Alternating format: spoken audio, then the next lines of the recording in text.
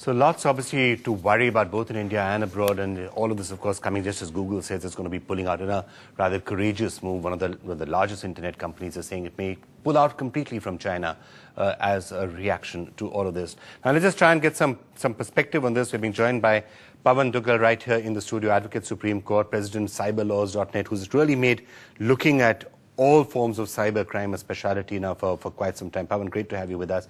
We're also being joined by Ajit Doval, former IB chief, somebody who looked very closely at all of this. Mr. Doval, let me first start by asking you. Intelligence, of course, is changing completely right now.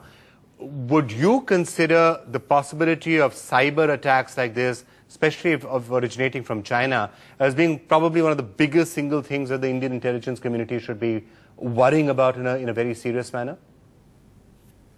Yes, I definitely think so.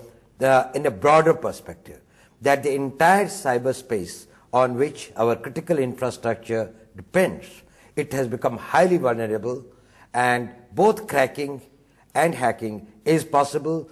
The countries which are not favorably disposed towards us, particularly like China, they have the capabilities developed, and they have displayed the intentions at times that they would like to intrude into our cyberspace. Now, all talk here is being about the software, about the networking.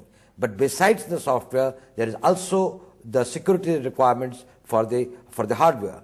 And we have got a large number of chips which are floating around, which have been manufactured in a particular country and are vended through people and branded and marketed through various brands globally, which are used for very sensitive operations and tasks. And probably there's a need for us to review and sanitize our entire electronic-based security systems. So you're saying, and that actually almost ties in what Sudhi was saying as well, is that because a lot of this software is originating, let's say, from China, a lot of the hardware is originating from China as well, there is a possibility of trapdoors, of things which are being left inside there, which does make that particular software and those computers particularly vulnerable. And you are saying that's something which the Indian government should worry about? Yes. No, as far as the software is concerned, it is through the access codes. Tuba.com